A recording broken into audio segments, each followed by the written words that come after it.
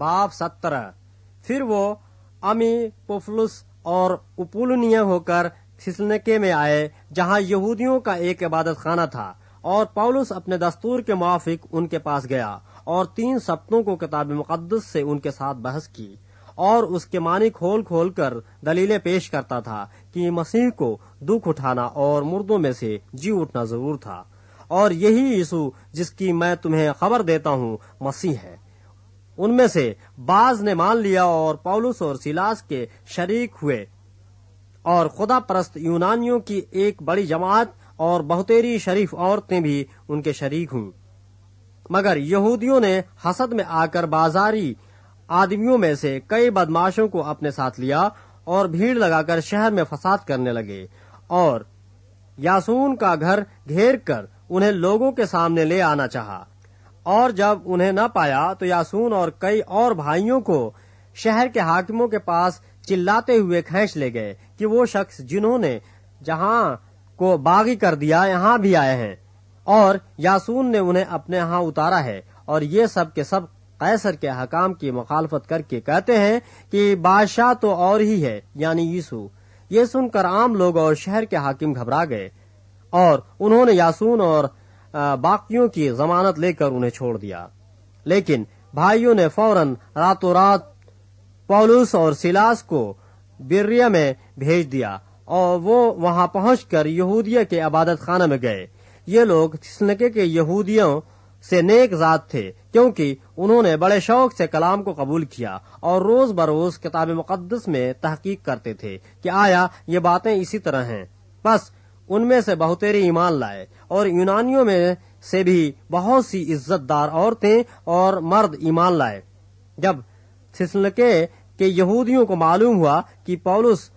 बिरिया में भी खुदा का कलाम सुनाता है, तो वहां भी जाकर लोगों को उभारा और उनमें खलबली डाली। उस वक्त भाइयों ने फौरन पौलुस को रवाना किया कि समंदर के किनारे तक चला जाए, लेकिन सिलास और तीमुथियुस वहीं रहे, और पौलुस के रहबर उसे अथीने तक ले गए, और सिलास और तीमुथियुस के लिए ये हुक्म लेकर रवाना हुए कि जहां तक हो सके जल्द मेरे पास आओ। जब पौलुस अथीने में उनकी राह देख रहा था तो शहर को बुतों से भरा हुआ देखकर उसका जी जल गया।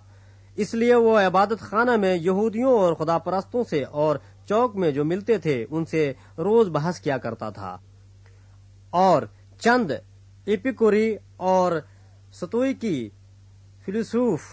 उनका मुकाबला करने लगे। बाज ने कहा कि ये बकवासी क्या कहना चाहता है, और उन्होंने कहा ये गैर माबूदों की खबर देने वाला मालूम होता है, इसलिए कि वो यीशु और क़यामत की खुशखबरी देता था। बस वो उसे अपने साथ अरियुकुस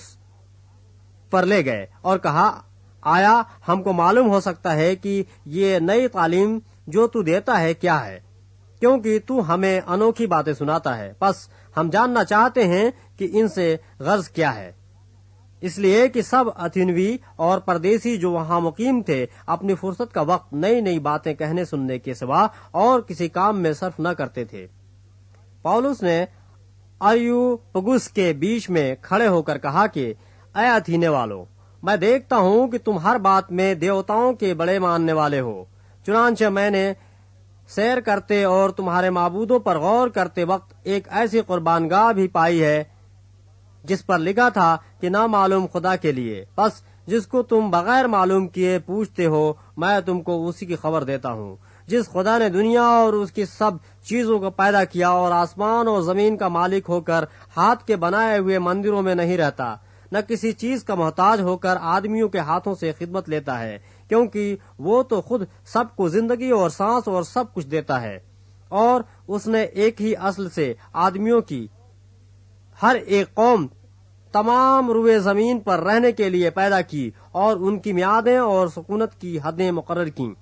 ताकि खुदा को ढूंढें, शायद के टटोल कर उसे पाएं। हर चंद वो हम में से किसी से दूर नहीं, क्योंकि उसी में हम जीते और चलते फिरते और मौजूद हैं। जैसा तुम्हारे शायरों में से भी बाज ने कहा है कि हम तो उसकी नस्ल भी हैं।